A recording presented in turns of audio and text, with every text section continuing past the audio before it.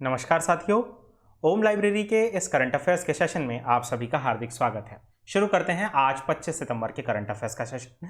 सबसे पहले कल का प्रश्न। कल हमारे द्वारा प्रश्न पूछा गया था कि प्रोजेक्ट शील्ड किस राज्य में शुरू किया गया है। तो यह शुरू किया गया है तमिलनाडु में। माफ कीजिएगा, यहाँ पर गलती से ओडिशा लिखा गया है। इसका सही उत्तर होगा तमिलनाडु में इसे शुरुआत किया गया है। बढ़ते हैं क्विक रिविजन्स की तरफ, जो है 24 सितंबर के। प्रोजेक्ट शील्ड किस राज्य में शुरू किया गया है? तो यह शुरू किया गया है तमिलनाडु में। महाराष्ट्र सरकार ने किस ऐप से किसानों को उनकी उपज का सही मूल्य और अच्छा बाजार दिलाने में मदद मिलेगी? तो यह ऐप है ई पीक पहानी ऐप। मध्य प्रदेश मुख्यमंत्री किसान कल्याण योजना में किसानों को एक वर्ष में कितनी वित्तीय सहायता प्रदान करेगा? तो यह प्रदान की जाएगी 10,000 रुपए की। मेडिस्पेक्स मेडिकल डिवाइसेस पार्क कहाँ स्थापित किया जाएगा? तो यह स्थापित किया जाएगा केरल के कोची में।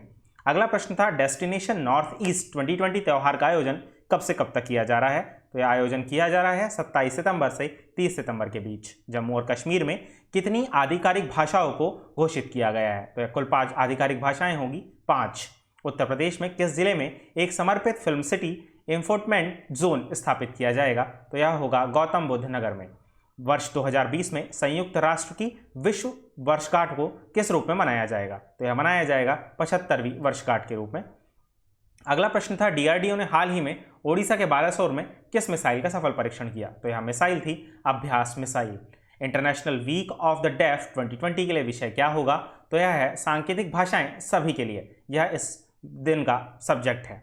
नाडा ने भारतीय बास्केटबॉल खिलाड़ी अर्शप्रदीप सिंह भुल्लर को कितने साल का प्रतिबंध लगा दिया है?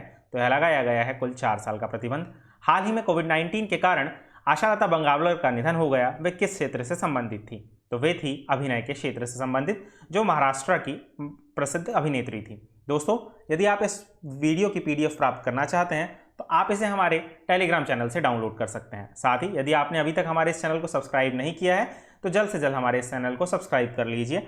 साथ ही मैं आप सभी को बता दूं कि जैसे ही इस चैनल पर 15 लाइक हो जाते हैं, आप सभी के लिए पीडीएफ उपलब्ध हो जाएगी, जो कि इसके डिस्क्रिप्शन बॉक्स में होगी। चलिए बढ़ते हैं पहले प्रश्न की ओर। दुनिया की सबसे लंबी हाई एल्टीट्यूड शिकुन लॉ टनल किन 2 क्षेत्रों के बीच कनेक्टिविटी प्रदान करेगी? तो यह प्रदान करेगी हिमाचल और जम्मू कश्मीर के बीच में। राष्ट्रीय राजमार्ग और अवसंरचना विकास निगम लिमिटेड NDIDCL ने विश्व की सबसे लंबी हाई एल्टीट्यूड शिकुन लॉ सुरंग का विस्तृत परियोजना रिपोर्ट कार्य तेजी ला दी है। आइए जानते हैं इसके विषय में। तो जानते हैं शिकुन लॉ सुरंग के बारे में। यह शिकुन लॉ दर्रा के तहत 13.5 किलोमीटर लंबी सुरंग है। यह शिंगोला और पुदुम के माध्यम से मनाली और नीमू के बीच सभी मौसम में सड़क संपर्क के लिए मार्ग प्रशस्त करेगा। यह सुरंग हिमाचल प्रदेश और जम्मू कश्मीर के बीच जास्कर घाटी की कनेक्टिविटी प्रदान करेगा। इस सुरंग के निर्माण के बाद मनाली कारगिल राजमार्ग पूरे साल तक चालू रहेगा। आइए जानते हैं राष्ट्रीय राजमार्ग और अवसंरचना विकास निगम लिमिटेड के बारे में। यह सड़क परिवहन और राजमार्ग मंत्रालय के तहत एक सरकारी स्वामित्व कंपनी होती है। यह भारत के राष्ट्रीय राजमार्गों और रणनीतिक सड़कों का सर्वेक्षण, स्थापना और रखरखाव साथ ही उन्नयन करता है। इसके प्रबंध निर्देशक केशव कुमार पाठक हैं तथा इसका मुख्यालय नई दिल्ली में है। अगला प्रश्न है किस प्रसिद्ध क्रिकेटर ने भारत में वन सिंग वाले गेंडों की सुरक्षा के लिए जागरूकता पैदा करने के लिए एक दस्तावेज वेब श्रृंखला सेव दिस राइनो इंडिया के लिए नेशनल ज्योग्राफी के साथ सहयोग किया है? तो यह सहयोग किया है केविन पीटरसन ने। केविन पीटरसन एक प्रसिद्ध क्रिकेटर हैं जो भारत के एक सिंग वाले गेंडे की रक्षा के लिए जागरूकता पैदा करने के लिए एक दस्तावेज वेब श्रृंखला सेव दिस राइनो इंडिया के लिए नेशनल ज्योग्राफी के साथ सहयोग प्रदान किया है। एक सिंग वाले गेंडे को IUCN रेड लिस्ट में कमजोर के रूप में सूचीबद्ध किया गया है तथा हर साल 22 सितंबर को विश्व राइनो दिवस के रूप में मनाया जाता है। अगला प्रश्न है हाल ही में कोविड-19 के कारण सुरेश अंगड़ी का निधन हो गया। वे किस पेशे से थे? तो वे एक राजनीतिज्ञ थे और आप सभी को जानकारी होगी कि रेल राज्य मंत्री सुरेश अंगड़ी थे तथा इनका 23 सितंबर को एम्स के ट्रॉमा सेंटर में कोविड-19 के चलते निधन हो गया। वे कर्नाटक के भारतीय जनता पार्टी के नेता थे तथा वह बेलगावी लोकसभा निर्वाचन क्षेत्र के सांसद सदस्य थे। मई 2019 में उन्हें रेल राज्य मंत्री के रूप में नियुक्त किया गया था।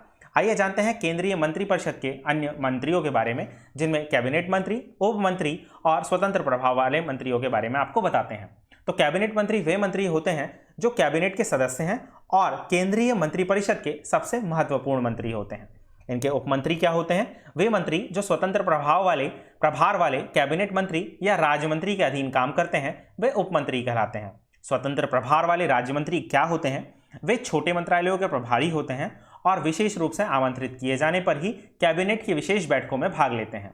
अब आपको बताते हैं कि राज्य मंत्री क्या होते हैं। कैबिनेट मंत्रियों की सहायता के लिए वे किसी भी मंत्रालय से जुड़े हुए होते हैं, तो ये राज्य मंत्री कहलाते हैं। तो दोस्तों, इस प्रकार मैंने आपको बताया कि कैबिनेट मंत्री क्या होते हैं, उनके उपमंत्री क्या होते हैं, स्वतंत्र प्रभार वाले राज्य मंत्री कौन होते हैं और राज्य मंत्री का दर्जा किन्हें दिया जाता है।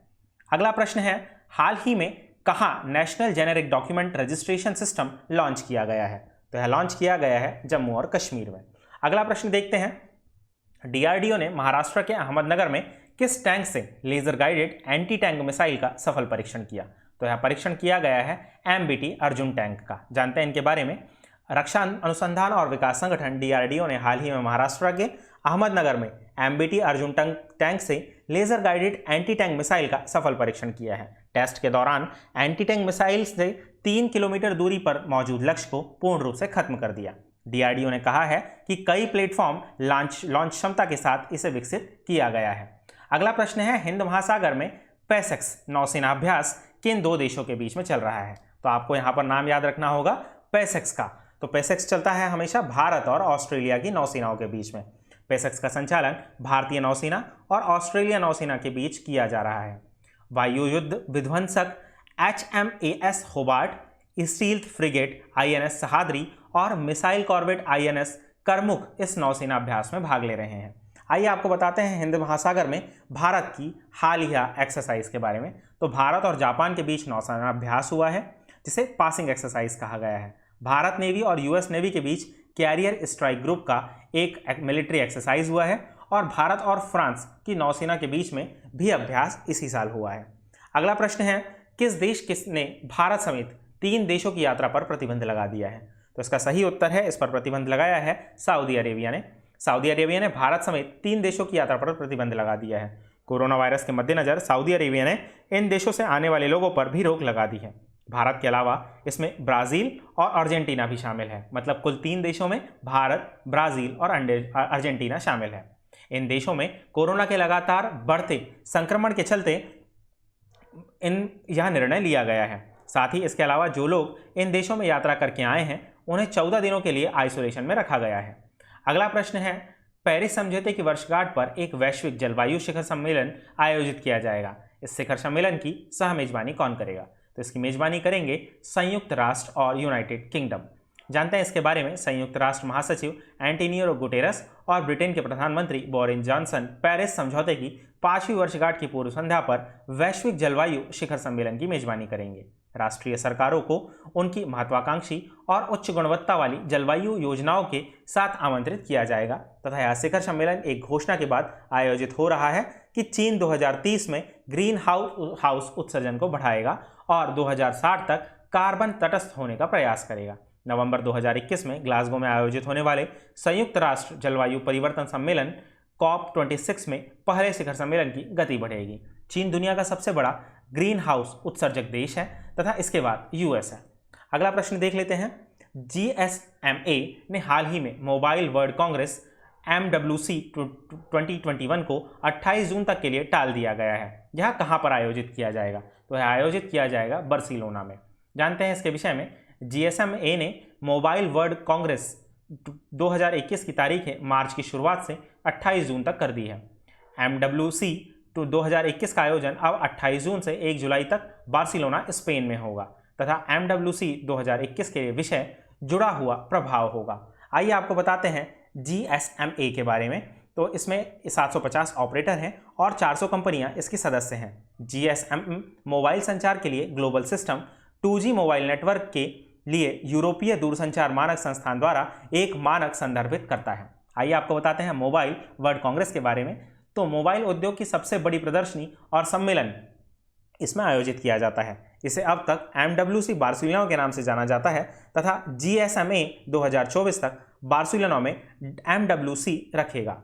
अगला प्रश्न है, भारत बायोटेक ने कोविड-19 वैक्सीन के लिए किस यूनिवर्सिटी के साथ स्कूल ऑफ मेडिसिन के साथ लाइसेंस समझौते पर हस्ताक्षर किए हैं? तो यह यूनिवर्सिटी है वॉशिंगटन यूनिवर्सिटी, जो कि अमेरिका की है। कोविड-19 वैक्सीन की एकल खुराक वैक्सीन चिप एंटीनो वायरस के लिए भारत बायोटेक ने वॉशिंगटन यूनिवर्सिटी के स्कूल ऑफ मेडिसिन के साथ एक लाइसेंस समझौते पर हस्ताक्षर किए हैं। भारत बायोटेक के मुताबिक इस समझौते के बाद कंपनी के पास अमेरिका, जापान और यूरोप को छोड़कर अन्य सभी बाजारों में वैक्सीन के वितरण का अधिकार होगा। अगला प्रश्न है, नासा ने आगामी मिशन का नाम क्या रखा है जिसके तहत 2024 में चंद्रमा पर पहली महिला एस्ट्रोनॉट को उतारने की योजना बना रहा है? तो इसका नाम है आर्टेमिस मिशन। जानते हैं आर्टेमिस मिशन के बारे में। नासा ने यह घोषणा की है कि वह 2024 में चंद्रमा पर पहली महिला और एक पुरुष एस्ट्रोनॉट को उतारने की योजना बना रहा है। 1972 के बाद पहली बार चांद पर नासा इंसान भेजने जा रहा है। इस मिशन का नाम आर्टेमिस है और अंतरिक्ष यात्री ओरियन नामक एक अपोलो जैसा कैप्सूल में यात्रा करेंगे जो अंतरिक्ष प्रेक्षण प्रणाली SLS नामक एक शक्तिशाली रॉकेट पर लॉन्च होगा। प्रदर्शन, जीवन समर्थन और संचार क्षमताओं की जांच के लिए चंद्रमा के चारों ओर 2 उड़ान परीक्षण किए जाएंगे। साथ ही आर्टेमिस पहला चरण मानव रहित ओरियन स्पेसक्राफ्ट से नवंबर 2021 में शुरू होगा और आर्टेमिस दूसरा चरण 2023 में चालक दल के साथ उड़ान भरेगा। अगला प्रश्न देखते हैं, अमेरिका की टाइम मैगजीन के द्वारा जारी विश्व के 100 सबसे असरदार लोगों की लिस्ट में किस एकमात्र भारतीय एक्टर को स्थान मिला है? तो यह है आयुष्मान खुराना। आपको बता दें कि प्रधानमंत्री मोदी को भी इसमें स्थान दिया गया है। अमेरिका की टाइम मैगजीन के द्वारा जारी विश्व के 100 सबसे असरदार लोगों की लिस्ट में एकमात्र भारतीय एक्टर आयुष्मान खुराना को स्थान मिला है। प्रधानमंत्री नरेंद्र मोदी भी इस लिस्ट में CAA के खिलाफ दिल्ली के शाहीन बाग में प्रदर्शन में शामिल हुए 82 साल की विल्कस बानो का जगह मिली है। जारी लिस्ट में गूगल के CEO सुंदर पिचई को भी स्थान दिया गया है। अगला प्रश्न है, हाल ही में किस मशहूर chef kitchens of gratitude title पुस्तक लिखी है? तो यह लिखी गई है विकास खन्ना के द्वारा। जाने माने शेफ विकास खन्ना ने किचन्स ऑफ ग्रेटिट्यूड टाइटल पुस्तक लिखी है जिसमें उन्होंने अपने खाने खिलाने की पहल फीड इंडिया के बारे में लिखा है। फीड इंडिया पहल दुनिया के सबसे बड़े फूड ड्राइव में से एक है जो भूखे लोगों को भोजन परोसने की एक पहल है। यह पुस्तक 2021 में जारी की जाएगी। साथ ही उन्हें इस पहल के लिए अक्टूबर 2020 में एशियन गेम चेंजर अवार्ड से भी सम्मानित किया जाएगा। अगला प्रश्न है, किस म्यूचुअल फंड कंपनी ने SIP in fixed income SIFI अभियान शुरू किया है? तो यह शुरू किया गया है IDFC म्यूचुअल फंड द्वारा। अगला प्रश्न है, संयुक्त राष्ट्र ने कोरोना महामारी की सुस्ती के कारण 2020 में निम्न में से कितने प्रतिशत अर्थव्यवस्था रहने का अनुमान लगाया है? तो यह अनुमान लगाया गया है -5.9%।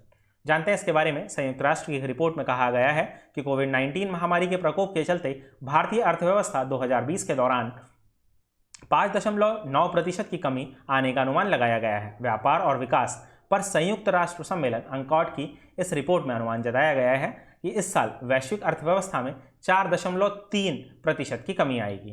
प्रत्यक्ष विदेशी निवेश के प्रवाह में तकरीबन 40% और विदेश में धन प्रेषण में 100 अरब अमेरिकी डॉलर से अधिक की कमी आएगी। आइए आपको बताते हैं व्यापार और विकास पर संयुक्त राष्ट्र सम्मेलन अंकाड के बारे में। तो अंकाड का मुख्यालय जिनेवा स्विट्जरलैंड में है और अंकाड के अध्यक्ष मुखीसा कितुई है।